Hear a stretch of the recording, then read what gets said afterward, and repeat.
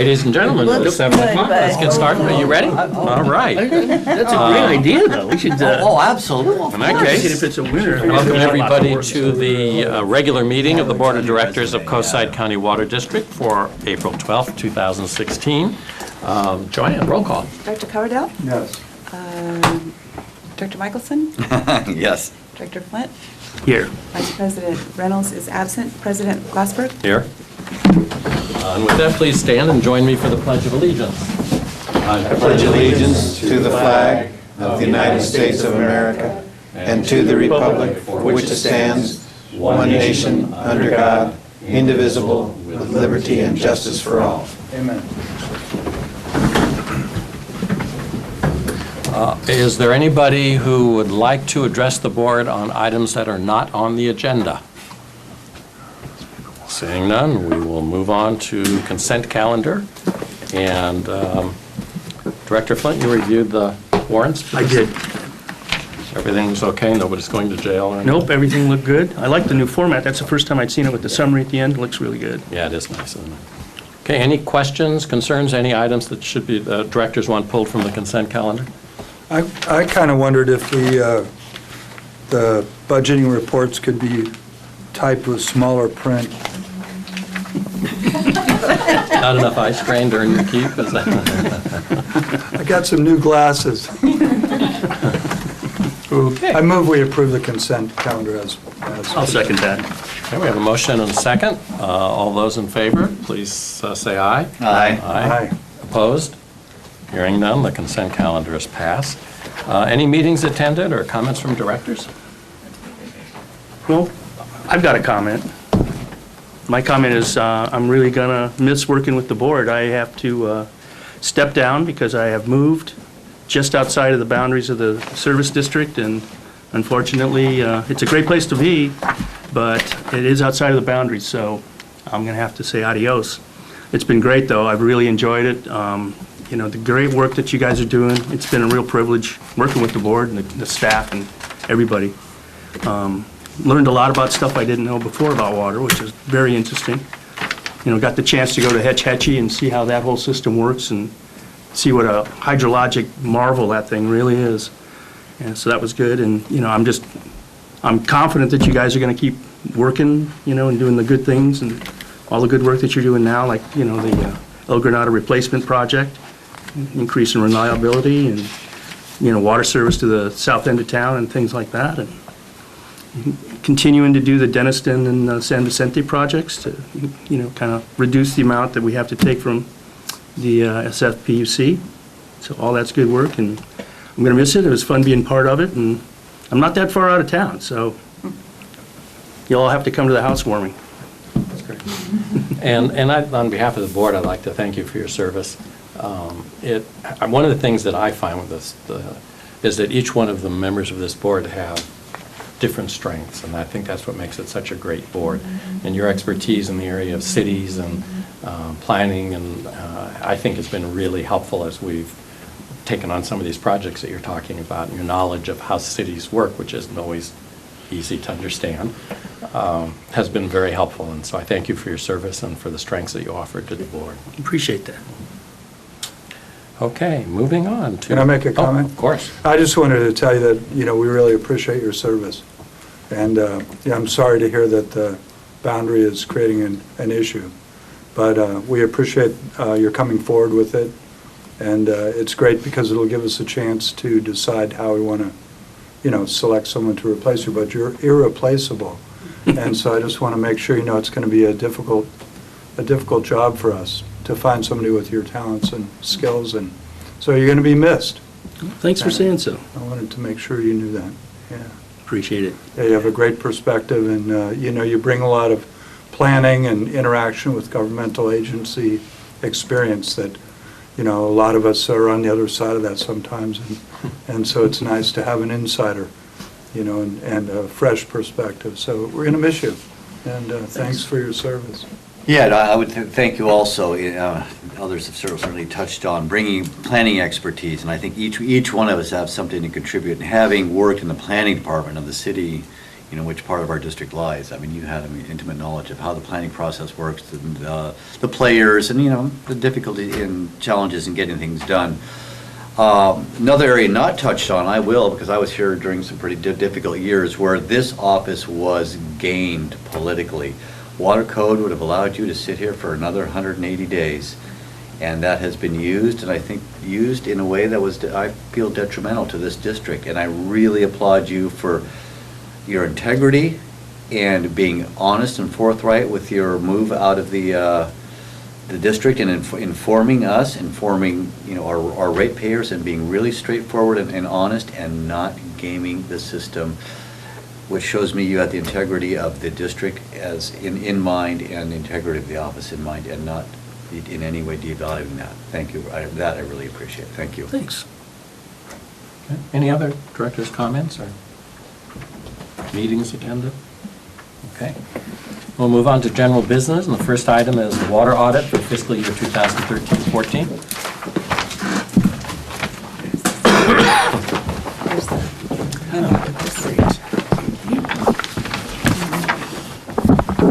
Oh, no, we're becoming that PowerPoint. There's lots of good pictures. No, that's how Boscas are. Boscas Oh, yeah. are lots of PowerPoints. Or divert you from the topic, so I'm not blocking that, I suppose. Okay, so the district, I'm going to just give a little background because it's been a while, but the district contracted with Water Systems Optimization to perform a water audit for the district, and to offer guidance for the implementation of a water loss control program. And we did that back in 2014. And so this audit period covers fiscal year 2014. And it did take us over a year to complete. I know it's an amazing amount of information and data, so it did actually take over a year to go through everything. So first, I'd like to introduce Reinhard Sturm of WSO, or Water Systems Optimization. He's here to answer any questions that I'm not able to regarding the audit. I'd also like to mention that the district worked closely also with Lucy Andrews and Kate Gassner of WSO to complete the water audit. Let's see. Okay, so next slide. So in my staff report, I give I list some of the regulatory requirements of why we're doing this water audit. Back one. We're a little ahead of ourselves on the slide. Oops, did I skip one? Yeah.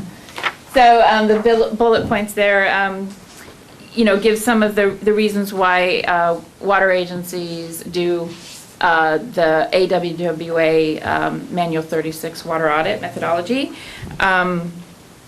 But there's also more focus on water utilities to be more efficient and to maximize the beneficial use of water.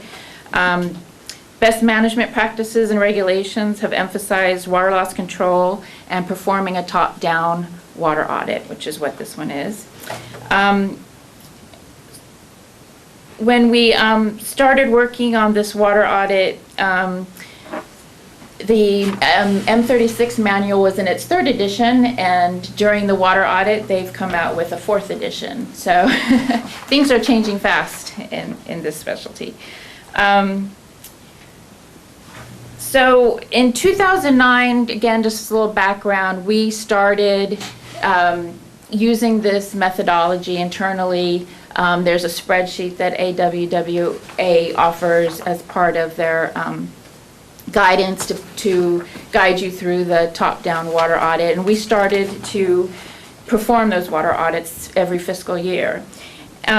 Those audits were reported to the California Urban Water Conservation Council, and they reviewed them.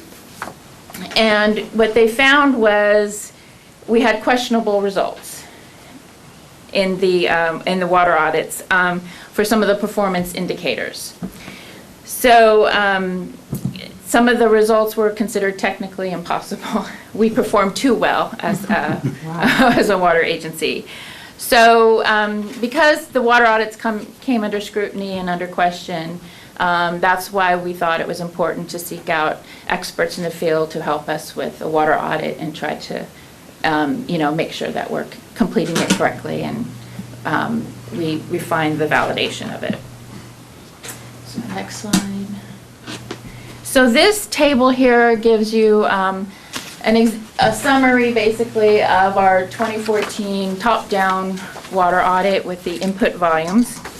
For fiscal year 2014. So the table reads left to right, and it starts out with our, raw water input.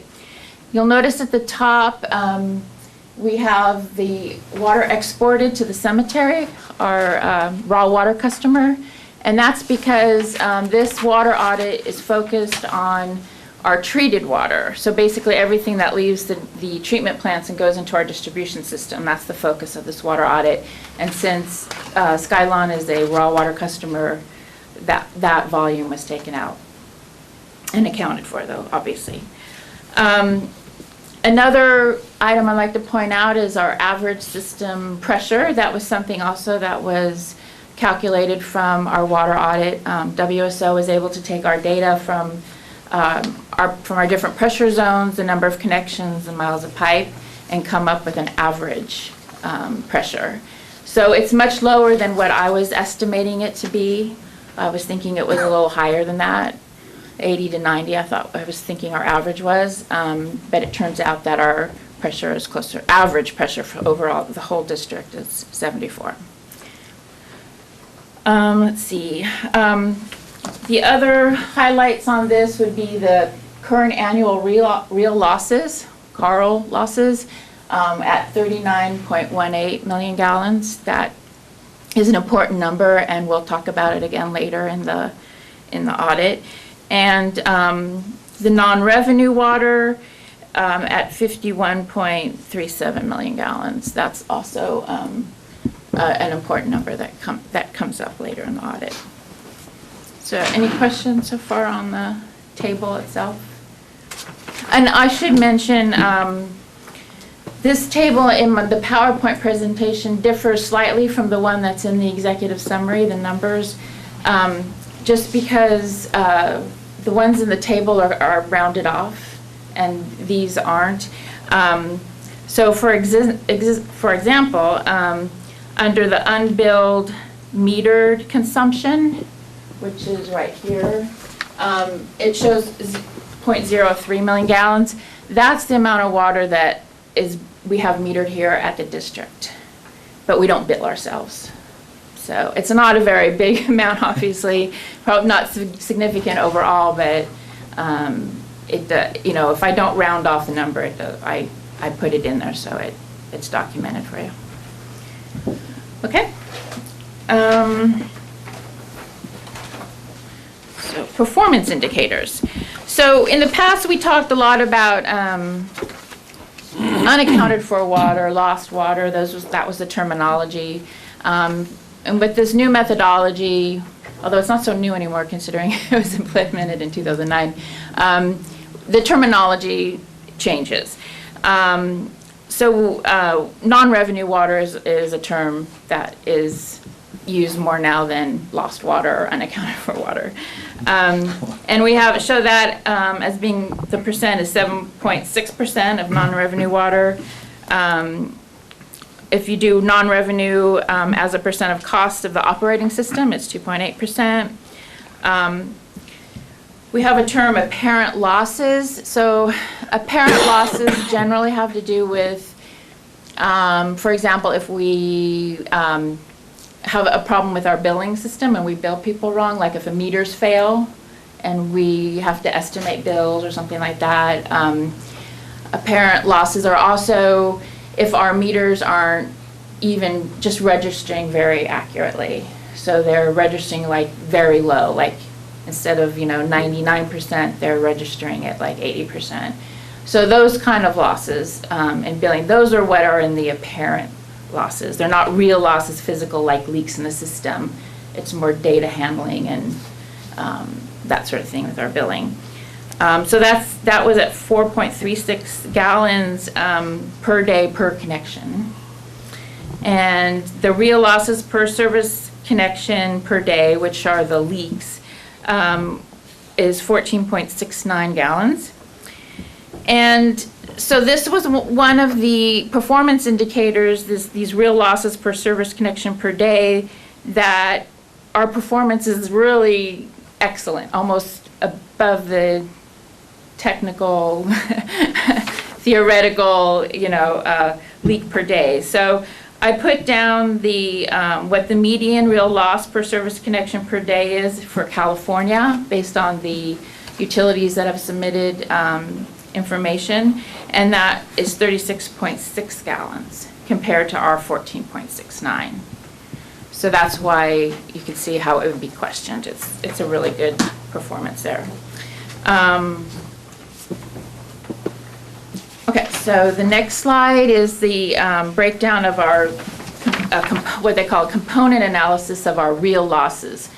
So they figure on the top of the slide, I like, because it shows you the different types of real losses you can have in your distribution system. The background leakage, which could be at any kind of, fitting or joint, where you just have a seepage from it that might never go to the surface or be easily detected. It's just a type of seepage you have in your distribution system. There's the unreported leakage, where it never surfaces. You could have a small hole in your pipe and it just drains down, just depending on the soil type and the geology. And so you never really find it unless you do an active type of leak detection program where you're out physically looking for leaks, usually through like some kind of sounding equipment. And then there's the reported leakage that we find, either we find or our customers call it in where it surfaces. And those are the ones that we see usually show up on our leak reports, where a service connection is leaking and we get a call that there's water in the street or in a meter box or something, and we'll go out and fix it. So that's pretty much a summary of the component analysis. So you can see how it was broken down, where the reported leakage for fiscal year 14 turned out to be 3.9 million gallons. We don't do an active leak detection program, so we didn't have anything under unreported leakage. The background leakage was estimated at 29 million gallons, and the hidden losses, there's 6.1 million gallons, for a total of the total real losses of 39.2 million gallons. What's the value of that in money? I think that is in the report. There is a dollar amount in the executive report. So you'd have to go back to what fiscal year 14 figures for the budget. I can get that for you later, but I don't have it. The real losses were at about $120,000. Yeah. Total. Around. Total real losses, the total volume has a value of about $120,000.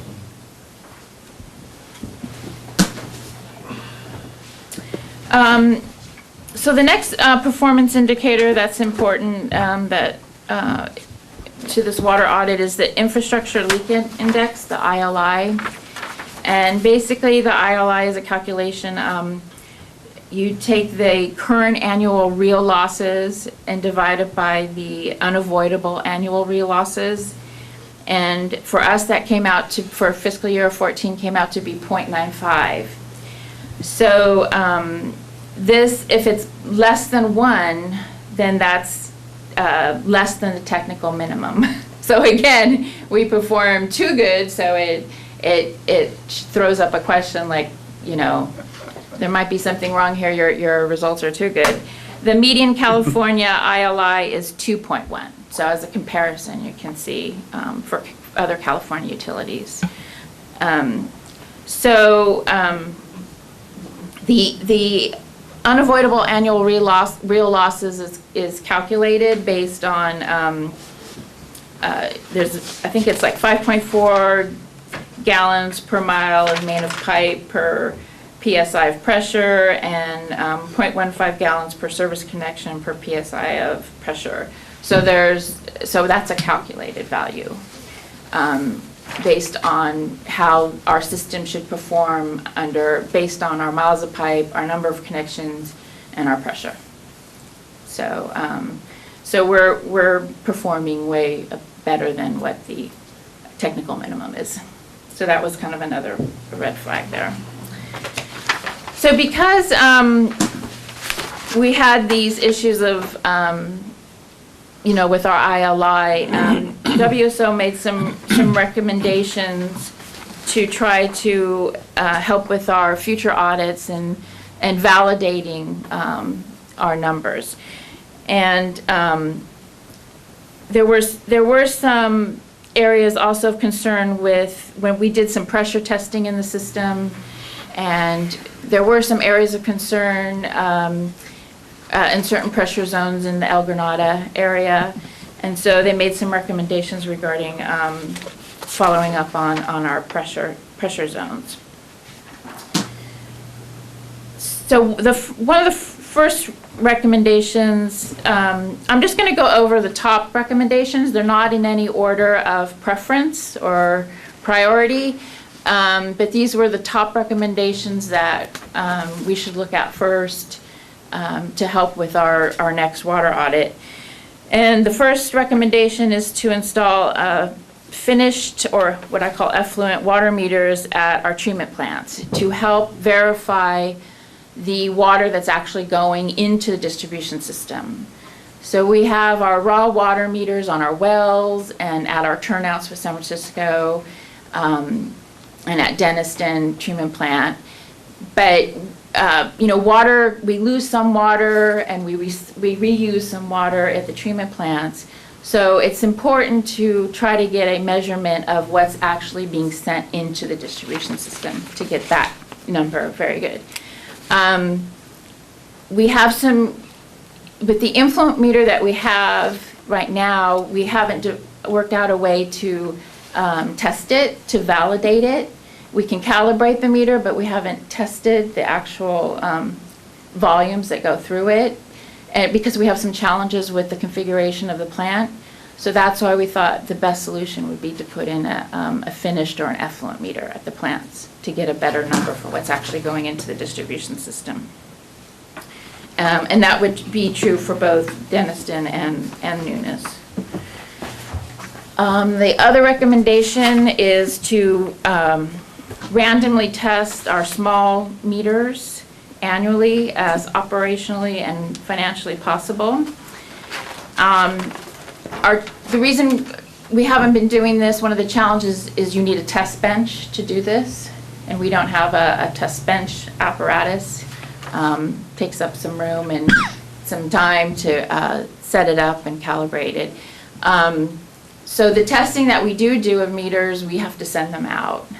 So, which can be a little bit difficult for us. So that's something we'll work on. I have pictures there of kind of the existing small meters that are in our system right now. And I was thinking that maybe maybe if we do a meter replacement program that we're talking about for especially our smaller 5/8 meters and residential, single-family residential meters, maybe we could test a certain percentage before they go in to get a number to see. What you want to do is test the meter to see how it's performing at low, average, and high flows, because it's never going to be 100%. So that helps you determine your apparent losses. So how much water you're not capturing in your billing. So that in your water balance, you know how much is apparent losses versus real losses from metering.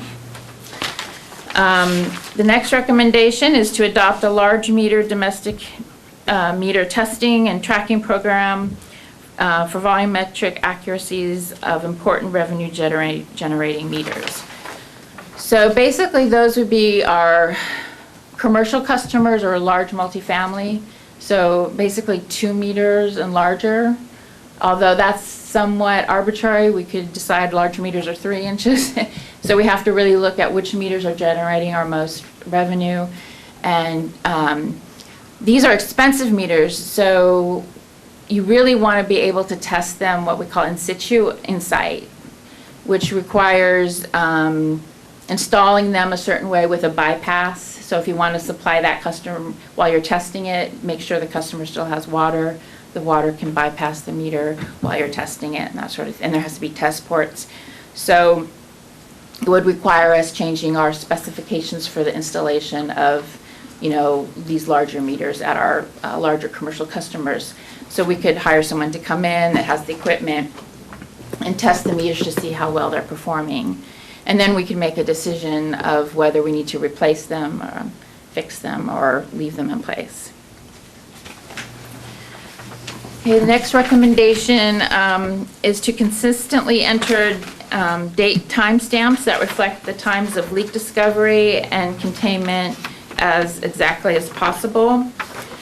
So I have a picture of what our current leak form is like. It's a form that we've modified through the years and added more and more information to because we find we need that information. So again, this would help us with our component analysis of real losses.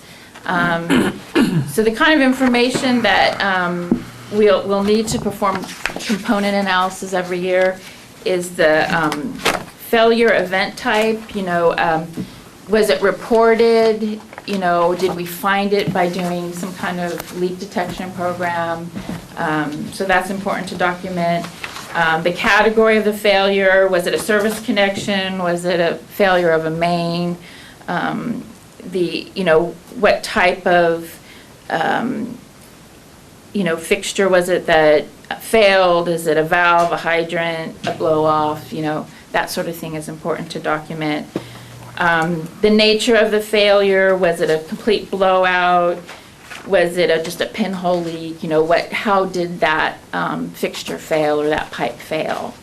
The material of the failure, so was it, you know, a ductile iron pipe, a cast iron pipe? Was it a plastic service connection? So that helps us also.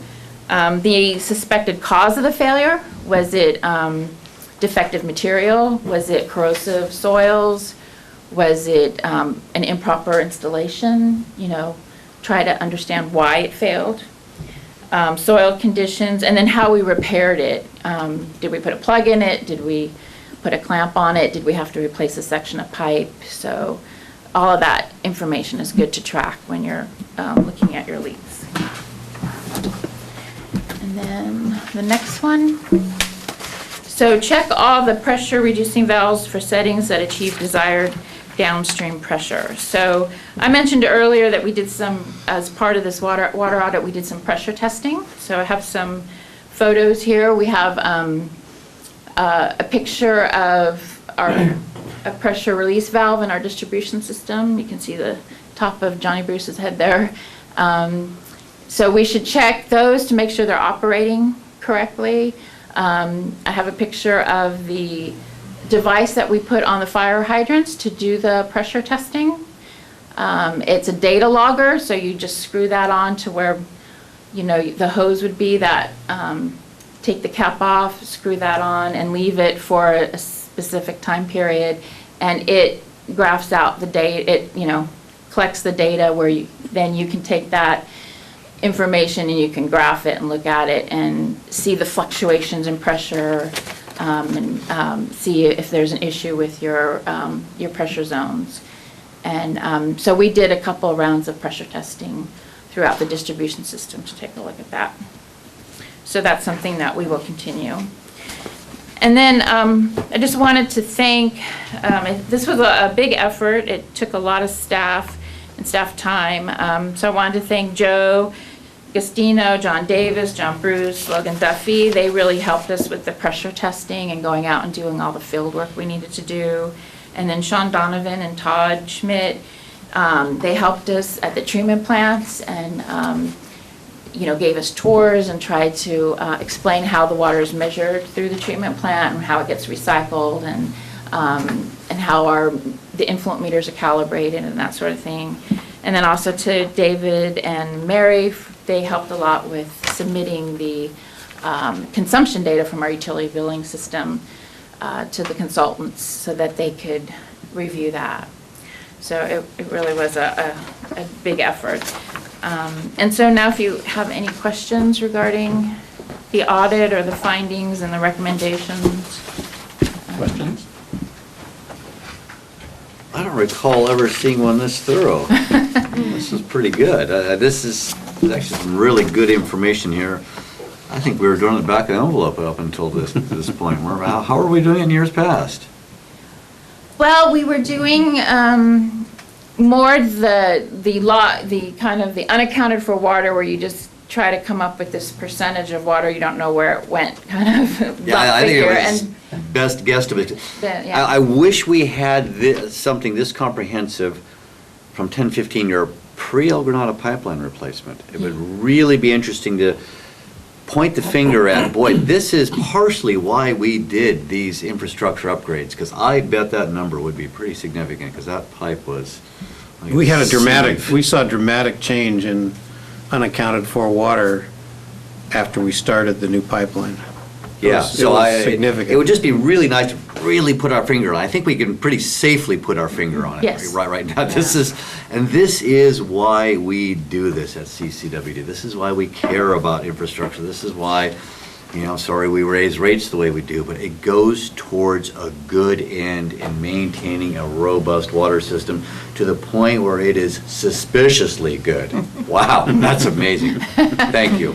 Well, yeah, it's almost too good, so Yeah. that's why we want to be able to validate better the actual amount of water that goes into the distribution system. Yeah, from so, us. and that was the one, well, so the metering on the effluent meters, do we have a, back to the back of the envelope, cost on what that would, to better meter?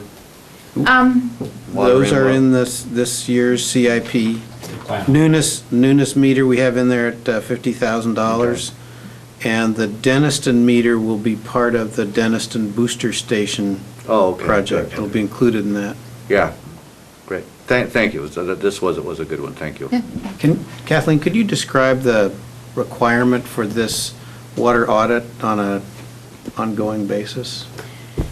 It's So, new. so in my staff report, when I listed the regulatory requirements, so the latest and requirement is Senate Bill 555, where we're going to, mandates. yeah, and it has to do with obviously the drought, our water issues statewide.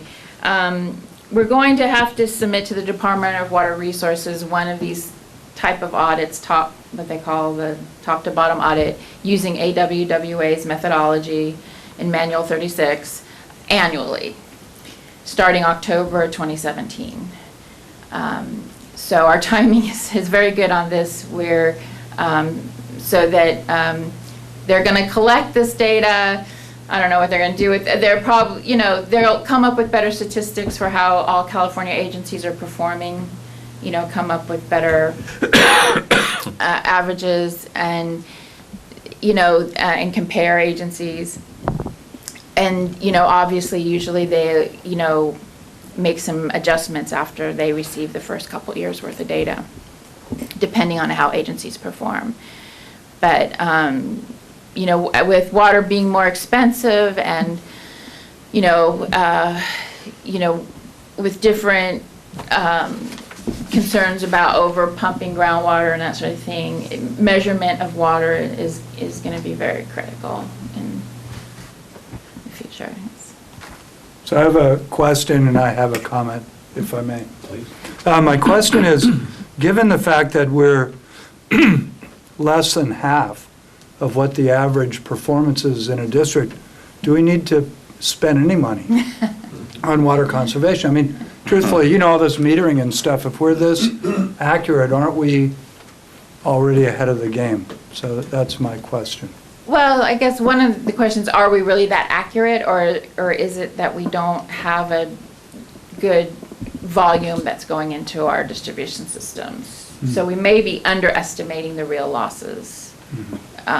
So that's like one of the first things we need to validate and have better numbers on. And this efficiency is, this is the next step. So the past like 20 years or more, we've been pushing our customers. You got to be more efficient. You got to put better toilets in. You got to fix your leaks. You got to take put on low flow shower heads. You got to have more efficient irrigation. So we've been pushing this on our customers, and now the state's saying, okay, water utilities, it's time for you to be more efficient too, because you've got leaks in your plumbing, in your distribution, and you need to account for that. You need to, just like financials where you do an annual audit, you need to do this water balance to make sure that you're not wasting water. The state's concerned that this water be used in the most beneficial manner possible, so in reduced ways. So my comment is, I wonder if we shouldn't relabel these losses as aquifer recharge, because it seems like we're basically putting some of the groundwater back in throughout our district. So it seems to me like it needs to be named something. But it's awful expensive to take treated water and put it back in the aquifer when you can just put raw water back in. So, I'm sure, I'm sure someone has thought of that. And my last comment is, knowing how meticulous you are and trusting that you've selected the best possible consultant to help with the auditing, I don't have any doubt that your numbers are deadly accurate. So I really appreciate the, quality and the carefulness with which I'm sure you perform the audits. And so I think that's one reason why I wasn't really trying to be smart aleck, but I think we need to be judicious and careful in the expenditures. The recommendations are reasonable, but I don't think we need to, based on our performance, if we were at 4.6 or something like that, I think as a director I would feel a lot more, nervous about really implementing every one of those recommendations right away. But I think we should be cautious in that.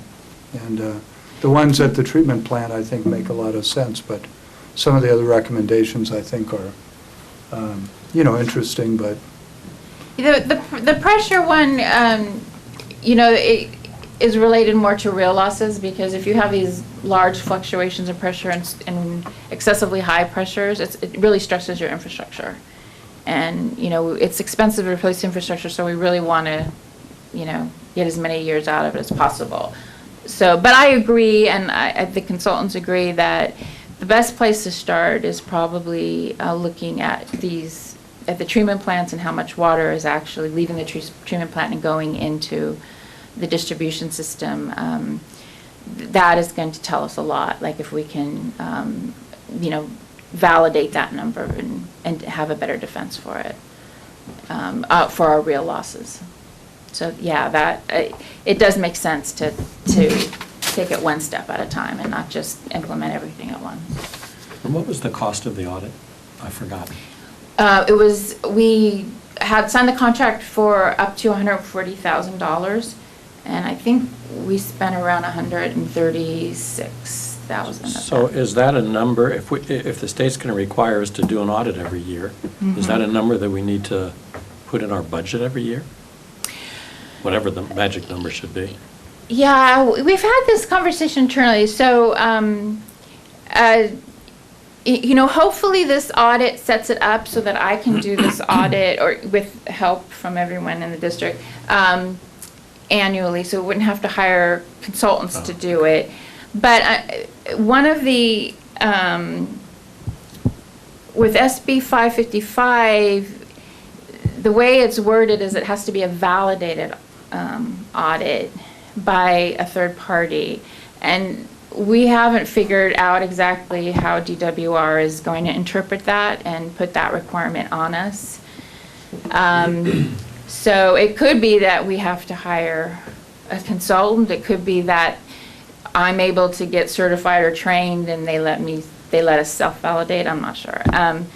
So that kind of is an open question. We're not really sure how I don't know if Reinhardt I has. can speak to that. So with the state mandate in place, AWA, Cal Nevada, the section sort of sprung to the task and said, well, we're going to develop a program for the entire state for the 451 utilities that are required to submit an audit on an annual basis starting in October 2017, and developed a program, a technical assistance program, to work with each of you, with all of the water utilities, to help them through the first audit and provide this third-party validation. And they've received funding from the State Water Resources Control Board to actually implement that program. And they will be rolled out now over the next 18 months. So for your first submission then in 2017, there will be no cost to you to have a third-party validated audit in place. And then beyond that, well, what Kathleen said, it most likely will follow the steps that have been taken in Georgia, where following technical assistance, educating everybody, getting everybody on the same page, being able to do the audits, that then there's a certification program, a certified program that the utilities then can decide, Kathleen, you are a point person, you go there, you take the course, and you get certified, and then you are the person internally qualified to sign off on the audit. That's good news. Yeah, it sure is. Okay. And, I mean, one final comment here, if I might take, to answer some of your questions. I think it's great to see where you are, where we have some suspicions around the supply volumes, and with the finished water meters installed, then that can be finally ground truth. Are you as good as it looks like right now? Because all the other numbers we have a high level of confidence around. It's just the supply volumes where we're a little bit suspicious whether that holds true. Hopefully it will. Then it confirms that you are operating a very good and well-performing system. But the question then, from my experience, is it's not going to stay at that level, right? It's not going to stay perfect. We all age, and so does your infrastructure. And so what do you have to do looking forward to maintain it at such low levels, right? And that's where some of those recommendations come in, to plan for them, to budget for them, to be ahead of the game, that you then not, look at it 10 years down the road and then you have a much bigger issue at hand than you currently have with some ongoing tender loving care that you can put into the system. Any other questions or comments? Okay, thank you very much. Thanks for the time you put into this and the expertise, and Thank you. let's move on. Nice knowing we got the Steph Curry of water systems. That's right. Yeah, that's right. So at our last meeting, we started the process of amending our contract with CalPERS Retirement Systems to allow for partial service retirement, and this is I believe, the last step that the board has asked. Thank you. Is that correct? Thank you. Yes. Okay, so this is a resolution that would complete that process, at least on the part of the board. We have a new resolution. Yeah, we have a corrected resolution. We discovered that CalPERS will not let us change one ink mark on the resolution that they prepared, so this just does that. So there's no substantive difference between this CalPERS original and the one I modified, because I didn't like CalPERS's language. You got spanked. Learned my lesson, yeah. It's available to console your law firm. Okay. And I'll thank Hans and Bridget for bringing that to our attention. I didn't think their amendment language was very well written, but it's just grammatical. But so be it. Okay, so Don't change it, questions? please. No. Not a word. Any questions, concerns, comments? A motion then to approve the resolution? I'll make the motion to approve. We have a motion from Director Flint. Is there a second? I'll second that. Second from Director Michelson. Any other comment before we take a vote? And that is number 2016-03, or is that just the amendment? That is 2016-03. Great. Okay, I guess a roll call vote would be in order. Yes. Director Coverdell? Yes. Dr. Michelson? Yes. President Flint? Aye. President Glassberg? Aye. Thank you. Thank you. Moving on to quarterly financial review. Mary? Well, we're 9 months into our fiscal year, and our revenue is, our water revenue is down $546,000, or a little over 7%, which we thought we budgeted the year at 590 million gallons, and I think we're averaging right now 558, and we will likely end the year at 550. So, and, you know, we look at last year, we ended at, I think, 620? 610. Yeah, 6, we thought it was around 620, 610. Yeah, and so it's just, Oh, and notice Kathleen's not here. She fled.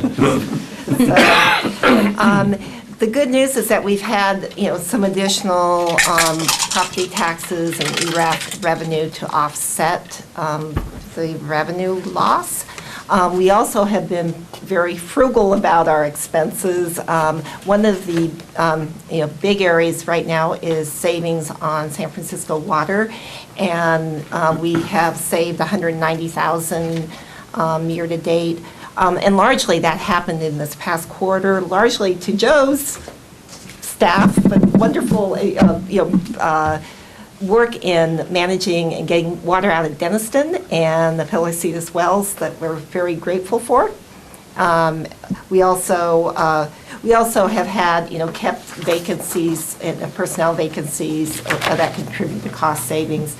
We do have some timing differences, although we may have some pickup in those as we close out the year. But so anyway, despite having the lower revenue, we think we'll be pretty much on what we planned for our CIP and reserves, our contribution to CIP and reserves.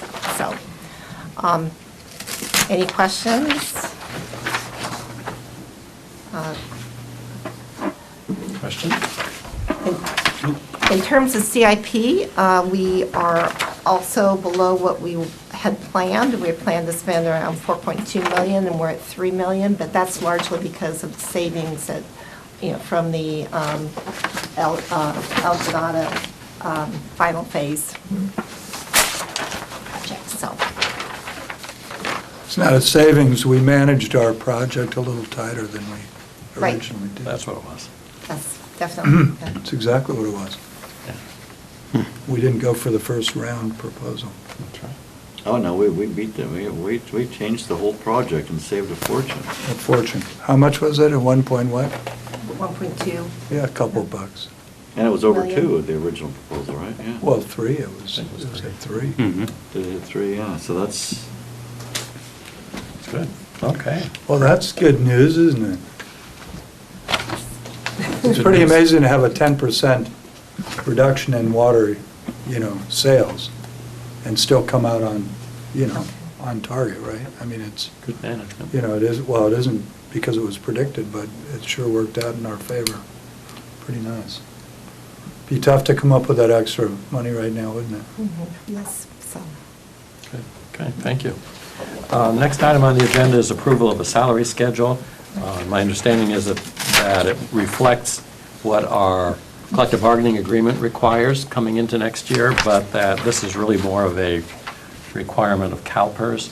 Is that accurate? Yes, that's correct, yeah. So CalPERS does require that we approve a salary schedule every year, so we already know the COLA that goes into effect July 1st, so that's included.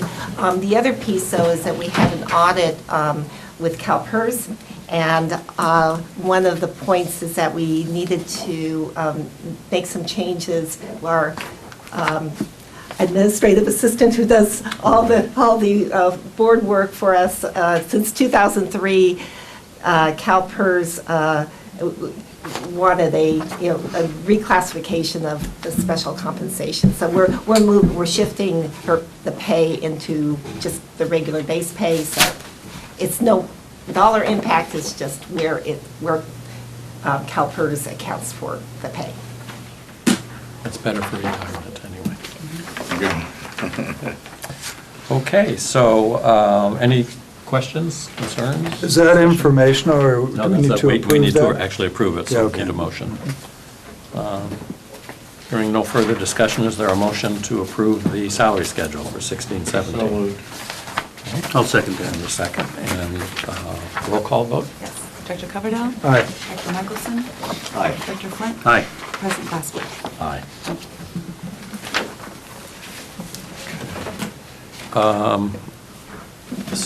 The next item is updating the budget process timeline. This is information only. Are there any change? Looks like the April. We think we finally got the dates in chronological order. Thank you. Next thing coming up will be a Finance Committee meeting scheduled for April 28th. And then the May 10th meeting is our discussion of the rate increase and consideration of the rate increase to be included in the Prop 218 notice. Okay. Any questions about that? That will be the range then, more than likely, The range of? rate increase. Oh, right, that's what I have to take a look at. Right, the range. Okay. And last on general business is fiscal year budget, operations budget, and capital improvement budget. I know that we bring this to every board meeting with the goal in mind of the public having multiple opportunities to take a look at our budget and give input. So I know it's going to be on the agenda each time, and I'm wondering if we could simply ask for any changes rather than go through it every time, unless there are questions from directors. We don't have any changes since the workshop, so. Yeah, thank you for that suggestion. Just when we just went through it, seems like yesterday. Yeah, we just Day had a before, workshop the day a before. week ago, yeah. So, okay, great. We'll have a few changes at the May meeting when we talk about the rate increase. Okay. All right, then we'll move on to the general manager's report. Okay. As we've done for on and off for years, we'll talk about recycled water. There continues to be lots of enthusiasm for recycled water. I'm not sure that the progress matches the enthusiasm. The committee met March 21st. We presented our Kennedy Jenks technical memo too, which describes the facilities necessary on the distribution side, which is CCWD's responsibility, and estimated their cost at $1.2 million. And I think there was a suggestion that we should begin working on a term sheet for recycled water between the agencies. Meanwhile, SAM is struggling a bit, both because their manager's only been there 3 or 4 months, I think 4 months now, and just because Sam has a tougher time making decisions. We met with Beverly Marshall, the SAM general manager, on March 25th to discuss next steps, and she's mainly thinking about her next steps, which involve trying to get this initial preliminary design budget approved by all the member agencies. That's a JPA requirement. And that is going okay in some ways and not so okay in others. The Montero and Granada have approved it, basically saying, we're willing to put this initial budget at risk, basically. And the city of Half Moon Bay had it on their agenda for April 5th, but because they only had 3 council people there and they were missing council member Ruddock, who is one of the representatives on the SAM board, they didn't feel like they should act on it. But the city anticipates putting a bunch of conditions on their approval of the budget, including a business plan. I think the issue that we're still struggling with is what are the public benefits of this project that is focused mainly on the golf course, and can we keep the costs within the amount of money the golf course says it's willing to spend, or will it need a subsidy by sewer or water ratepayers? And the purpose of this, the ostensible purpose of this 25% design study is to get enough of the facility designed and laid out that they could produce a cost estimate. The city, one of the interesting things in the city staff report was a slide showing over 4 or 5 years all the different cost estimates that have been presented at SAM for this facility, ranging, I think, from about $9.5 million down to $4 million. So the costs have generally gone down till they're now about $4 million. And so we don't really quite know where we are, and I think that's why they want to do this design study. But I don't think it's going to happen quickly. We'll come back with an agenda item when we have a little more to talk about, and I think we might be productive to look at some of the principles in the term sheet to decide whether, for instance, our criteria for go, no-go would include whether there's a subsidy required from water ratepayers for this project. That's a question I had for legal. Is that legal for our ratepayers to subsidize recycled water for one user? We'd have to look at it. I mean, if it was part of the overall cost of providing water generally, and it was part of the rate, study, cost of service study, I mean, obviously it's not legal for ratepayers to subsidize, like we've talked about in the past, discount rates and things of that nature. But, this feels a little bit different because it's, It's philosophically, I'm not necessarily in favor of that. I don't think that's how the world should operate. Legal's one thing, and then ethical's another. Right. And we'd have to look at it, and I know Pat hasn't looked at this, so if that was going to be a potential that you would, let's say that the conclusion is it does need a subsidy, and the board decides that's, for policy purposes, you want to go ahead, we would definitely want to look at it. Yeah. Okay, thank you. Yeah, one of the things that was interesting in the last meeting that we had was there was this incredible amount of pressure from one of the members of the group. And it was really strange because it began to be really forceful, like, what are you guys stalling for? Here we are, we're moving forward, we're acting in the best interests, and, we've gotten approval from 2 of the member agencies, and, what's holding it up? Let's set it for June. We're going to do it in June. And it became really emphatic. I mean, I think Dave and Mary would both say that that's correct. That's not an overassessment.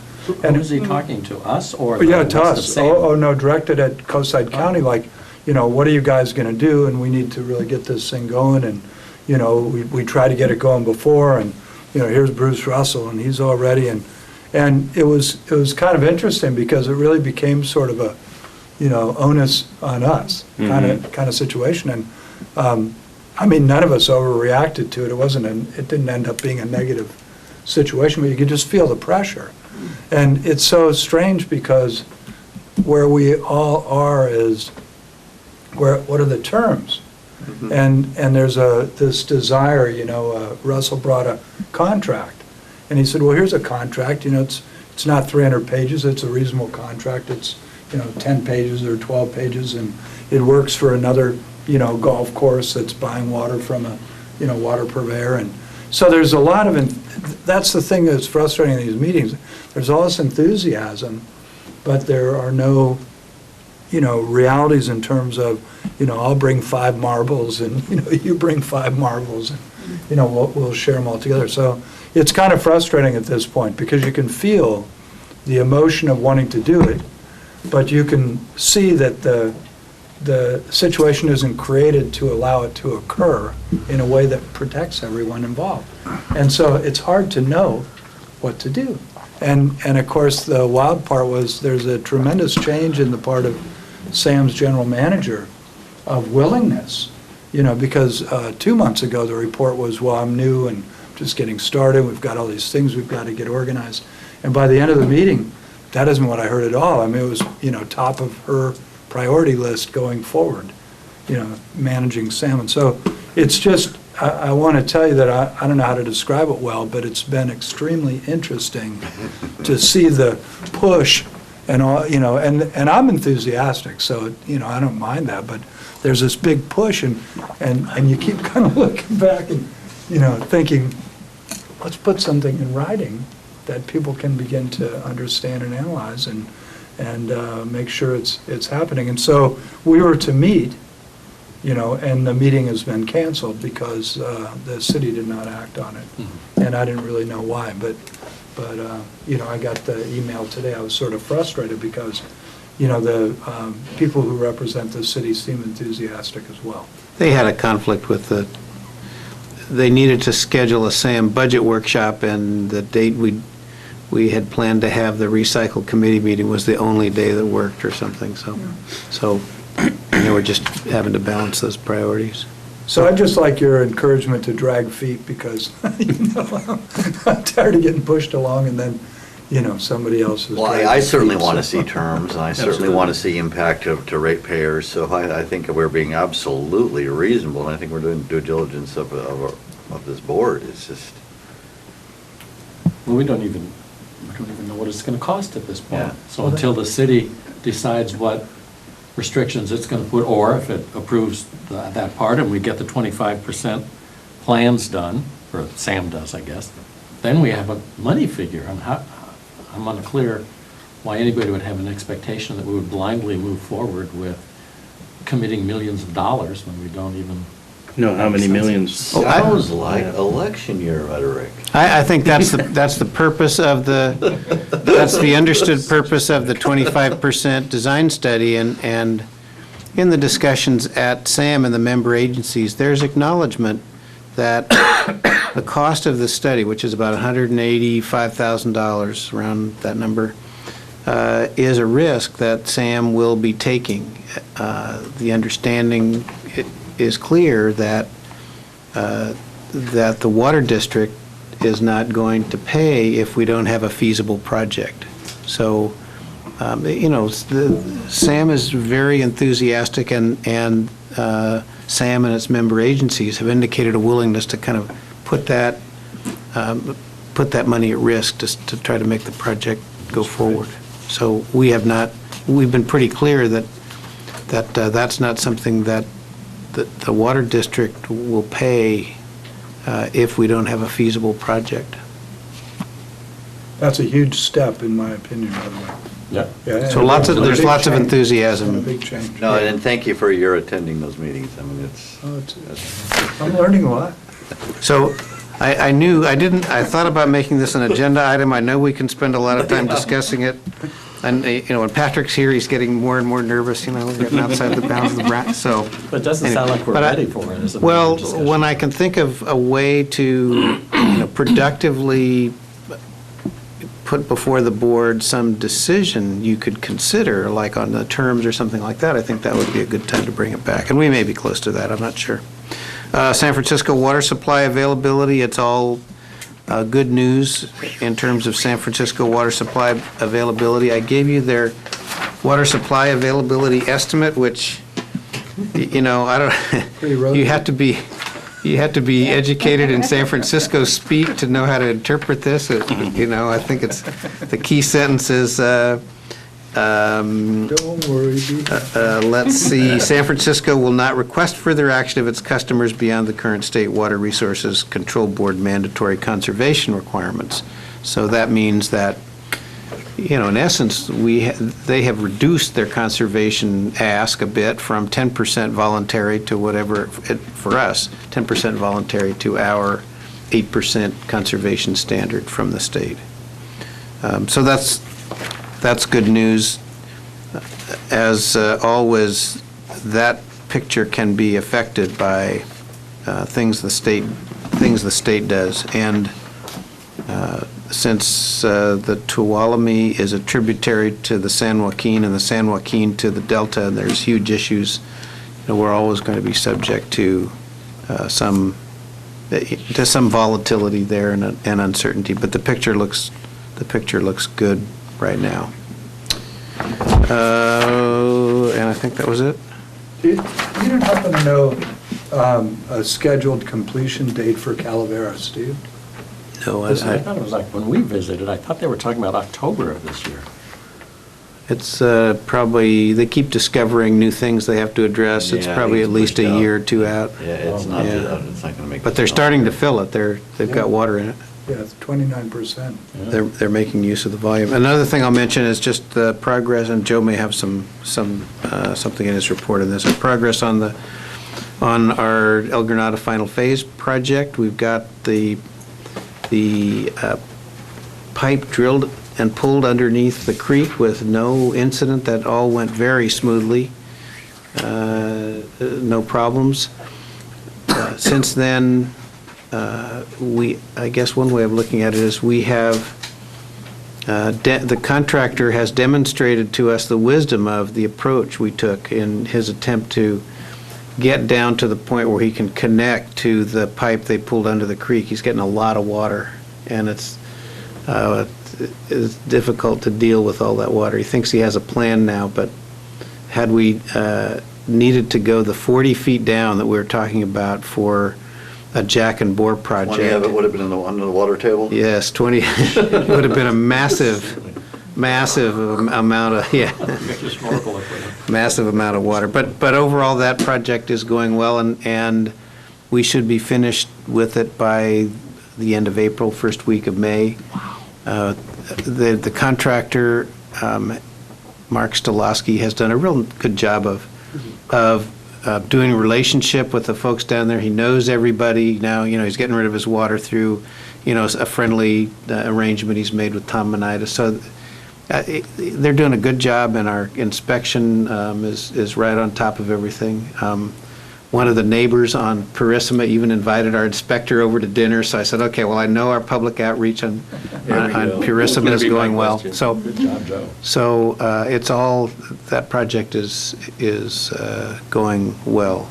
Happy to Yeah, I report. took the time, as I like to watch projects, and I was there the day they were pulling the pipe underneath the creek, and businesses on Purissima were open, weren't skipping a beat. You could go into Angelo's, if you had an appointment on that day at Angelo's, you could drive right up to his driveway. His driveway was not impacted, so business as usual for people in Purissima, and minimal impact. Even, I'm sorry, I don't remember the wood carver's name. He was still carving away. Ken, yeah. Yeah, Ken. Should give him a hard hat up there. Yeah. I mean, just oblivious to what was going on around him, just, Or a vest, that'd be nice. yeah, so Blowing the no, doors. just minimal impact. That's it. All right. And Joe, anything you wanted to highlight in your report? A couple of things. We continue to really take advantage of our local sources of water. Again, I got to give kudos to Sean Donovan and John Davis for actually making these type of things happen. They're very attentive. And we plan on bringing some more wells online this year and keep that flow coming. The rain, we had some nice rains this month. One of the impacts of the rains, we almost could not access Denniston Water Treatment Plant. The Denniston Creek had kind of jumped its bank and decided to run most of itself down the road. So we hired we got our biologist down here to survey things out, and he gave us some ideas, which we will be enacting this month or next month. Also, there was a hazmat incident. It kind of upset me a little bit because I got the report of a hazmat team blocking 92 for a barrel of unknown substance near our intake at Crystal Springs. This was reported to me from Dave, who happened to be driving by there. And I was wondering, why hasn't SFPUC contacted us? When we made phone calls, it turns out that their management didn't even know about it. So there was a definite break in their communication within the organization, which they are now very much aware of, and will make every effort not to let that happen again. And fortunately, there was nothing in the barrel other than lake water. I still haven't gotten a report of what was in the barrel before the lake water got in it. And the other fortunate thing was that we were on Pelocitos anyway. But, you know, had it turned out differently, that was right by our intake. It could have had a major impact on us. So it turned out okay. And communication is now much improved within SFPUC, I am sure. Those were the highlights. Joe, could you go back to the AMI pilot a little bit and talk about sure. the leak issues with the meters? We got 17 meters. How much? 30 meters? Did I put 17? No. We got 30 meters in there, stand corrected. And we could access the information from these meters from here. And there's a software program called Beacon that I don't know much about, but John Davis is beginning to become somewhat of an expert in, and he's quite enthusiastic about it. It's giving us great information as to, you know, consumption by the hour, even you know, there was a backflow thing, but the pressure oscillations in the system sometimes causes the meter to flow backwards, but flow forward also, and whatever. But the information is quite exciting. It graphs things out, etc. So this is we're kind of thrilled about it. So that's a plus that It's a definite you're plus. seeing these leak issues. Absolutely. So we're able to deal with them. Absolutely. Oh, We okay. can see these leakages, and will again allow us to improve our already excellent water loss index. On the charts, excellent. Which, you know, and I'd like just to say one thing about that water loss index, since it was brought up earlier in this meeting. We had discussed this at the last couple of AWWA conferences that I've been to. They're very well aware of this. It turns out that there's a number of other utilities that are in the same predicament. It's not a predicament, but in the same position as us, in that they have excellent numbers. So, you know, when you look at the history of this index, it was mainly used for pretty lousily managed water districts. So now that this has been mandated and everybody's kind of playing the game, they may have to change that index, or at least whether it's acceptable and what is outside of the range or inside of the range. Now that more people are joining the party. Well, the median will change once more Yeah. agencies start submitting their data, so we might not look so Perfect. perfect. We're better It's than good to perfect. basket it anyway. If I may just say on the AMI, though, we were able to do this pilot with Badger very inexpensively, and it's actually given us, you know, some visibility into what it would be like to put in an AMI system. I mean, we're not necessarily locked into Badger. You know, we are looking at other vendors and other opportunities as well, but it's giving us an opportunity to see what it would take to install, what kind of information we would get, you know, kind of what logistical issues we might have. All of a sudden, we're getting all this data. Somebody has to look at it, you know, it is, you know, Hire somebody. so- And we better get some staff. No, but it is, you know, it's exciting to see, you know, what you can see, and also kind of really interesting is seeing how people take, you know, their usage patterns and things, and so it's, we're excited, so. It's also It's nice. almost an invasion of privacy. That's how exciting it is. It's also nice to see the Stone Dam pipeline moving along, because Yeah, that I've been was- on the board now close to 2.5 years, and when Dave took me on the tour, when I first was appointed to the board, we went up there and looked at that, and it was kind of like, I'm not too sure what we can do with this, because No, we'll be able to Issues. vary it the whole way. So Yeah, well, that's I'm liking the really cool. cooperation where I'm sensing Yeah. from SFPUC. Absolutely. really nice.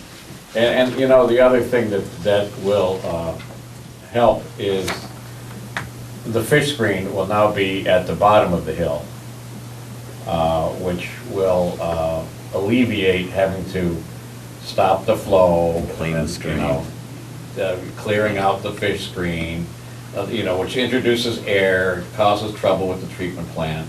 So that's a good thing. And then we're still using, I did mention this, but the first part of when I was speaking, with the excellent use of local sources, there's some meters that we think are under reading, and it's either the Spilicitos meter, which is still the same old archaic meter that they've had up there for a while, or the well meters. So with this project, we're going to be getting a state-of-the-art meter that will be down on our property, actually, even though it'll be SFPUCs, and they have accepted that idea, and it will be it'll be state-of-the-art. It will be a mag meter, and they'll be able to possibly read this signal remotely. I had one question also on the El Granada pipeline project. Have we had any change orders on that, or do we anticipate? There's a potential one coming up, because when the on the south side, when it came through on the south side, there was a gas line in the way, so it had to move over a little bit. So now we have to get the fittings to level it both laterally and vertically to get to the water main. And to replace the sidewalk and driveway we had to cut out, Oh, okay. but nothing major. I got a question. Just out of curiosity, you met with the city on a subdivision on Wave? I'm assuming that'd be the north side of Wave? Mm-hmm. What's the scale and? How many houses is that? 35? 35 homes? Yeah, 30, Where is about this? 36. On Wave? Now, where is Wave? It's the one past. It's still almost- property. Just north side of Casa del Mar. That's Stolowski's property? No, that's No, not Stolowski, but it's south of Frenchman's Creek, right? Yes. Yeah. Oh, okay, I'm sorry, that was, yeah, that's, it's been a proposal. A developer went to the city and proposed this thing, and then they got. involved. okay. It's just on paper, right? It's our- Oh, it's conserved, they haven't actually filed an application? Yeah, Okay. okay, yeah. It's Yeah, like a they're, pipe dream. yeah, it was No kind pun of intended. nice. The city invited, like, the fire department, the water district, and the sewer authority to meet and talk about our concerns, so that they could forward our concerns to the developer, so it gives them a chance to make any changes. Great. To it, yeah. Before the Coastal Commission pulls the plug on it. Yeah. Awesome. There you go, being a realist. I was just going to make the comment that one of the recommendations to improve our analyzing the water loss was to look at residential meters. Yes. And so if we have this meter replacement program, we're going to take care of that as just part of the CIP. Well, but even if you get a new meter, it's not gonna be 100% at high, medium flow. So what we need is to adjust the consumption figures is, what the average is. So, so it's something we have to talk about internally, like, that's why I was thinking, maybe we can test them before we put them in. If we're gonna be buying in bulk, and do this major replacement, we could test a certain percentage, like 10%. That's what other agencies have done, like San Francisco does that. They test new meters before they put them in. So it takes some lead time and logistics, but that might be a better solution for us moving forward, since we want to replace them, than trying to take meters that are already in and pull them and test them. Well, would we have any ability with the supplier to have them test them for us as part of the contract prior to receiving them? Yes, actually, in theory, the manufacturer does test them, and we were just having this conversation. So some manufacturers give you that information, and with this other manufacturer, it seems we're not getting that information.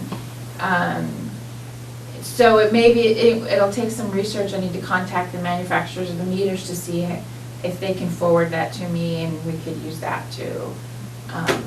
But we'd still, even with that information from the manufacturer, I think we'd still need to randomly test a certain percentage to make sure that it's meeting what the manufacturer said it's supposed to, as a quality, kind of a quality check. But yeah, I mean, we have some potential to work something out there, if, to get the information I need to make the adjustments. Well, we'd have a pretty good claim if we bought 1,000 meters and they certified them as working a certain way and they didn't work a certain way, we'd be right back to the supplier, wouldn't we? Yeah, so that's what, like, for instance, San Francisco does. If it fails, then they send it right back to the manufacturer and they get a new one. So these, the new ultrasonic meters we're planning to install are guaranteed 0.3% accurate when you get them, and they guarantee that they'll hold that accuracy for 20 years. Wow. Well, that's some pretty good data for the report. But at the average, so then I need to know if it's the average flow or high flow or low flow. So you're supposed to test a new meter at high, average, and low, because it's never going to be 100%. So you'll get 98% at average flow, maybe 103% at high flow, so. Yeah. Yeah. We think when WSO took, what they wanted to do was take a fairly good random sample of our meters across our meter sizes and like a representative sample and test those. They tested a few, and we had them tested, they were 98.5% accurate. So that's pretty good. I mean, that's higher than we would have expected. Kind of makes us think that it wasn't necessarily a representative sample. We got a lot of old meters out there. So in coming up with our actual sales, that led to them dividing our apparent sales number by 0.985 to kind of upscale because of that inaccuracy. But it's interesting, we, at Director Reynolds' suggestion, we took a brand new census meter, the one that we've been using for years, and a brand new ultrasonic meter, and we hooked them up in series back here in our shop where we know we have some leaks and stuff. And over time, the ultrasonic meter has run about 4% ahead of the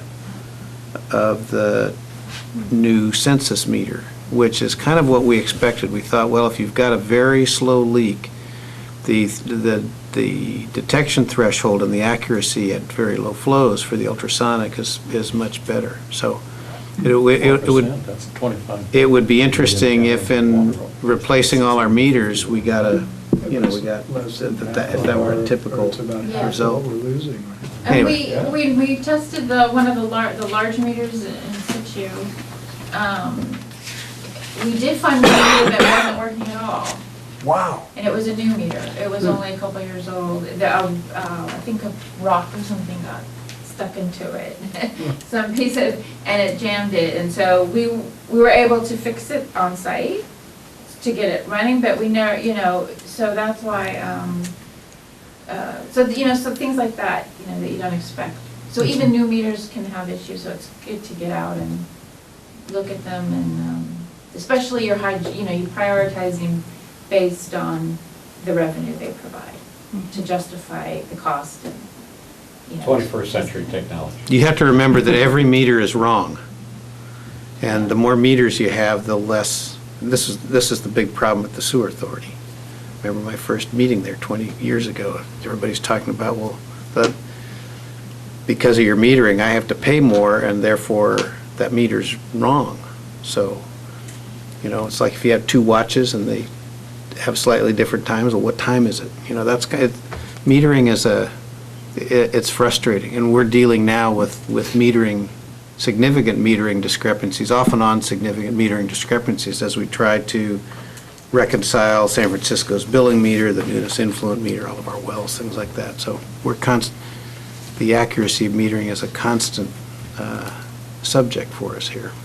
I guess I was just wondering about budgeting in the future for all this testing, is this, so we get automatic meters, does that offset labor and that frees up labor to do all the testing? So I think I'm concerned about budgeting, making sure that we have adequate money to Yes. test all this stuff, right? But I don't Right. really see a number for that. We're looking at that. That's one of the lessons learned by San Francisco going to AMI is